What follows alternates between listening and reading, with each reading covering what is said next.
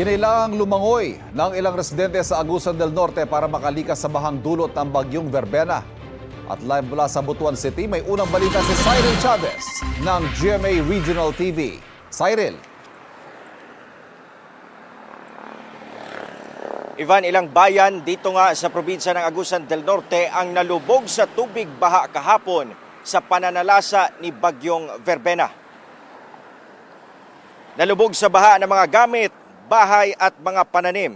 Yan ang sitwasyon ng manalasa ang bagyong Verbena sa barangay Bangunay sa lungsod ng Habonga, Agusan del Norte. Sa mga kuhang litrato ni Sherry Ann Erejo, kita ang lawak ng baha na halos bumalot na sa buong Purok 5. Sa videong kuha ni Analo Solvay, kita ang paglikas ng mga kabataang ito mula sa kanilang mga bahay papunta sa ligtas na lugar. Lumangoy sila dahil sa taas ng baha na pumasok sa kanilang bahay. Mabilis naman daw humupa ang baha kinagabihan. Ngayong umaga, inanunsyo ng lokal na pamahalaan ng Agusan del Norte na balik eskwela na sa lahat ng antas at trabaho sa probinsya. Patuloy ang isinasagawang assessment at clearing operation.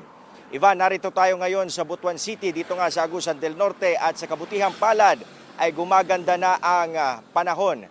Di katulad kahapon sa pananalasa ni bagyong Verbena. Ivan. Maraming salamat, Cyril Chavez ng GMA Regional TV. Kapuso, huwag magpapahuli sa latest news and updates. Mag-iuna ka sa balita at mag-subscribe sa YouTube channel ng GMA Integrated News.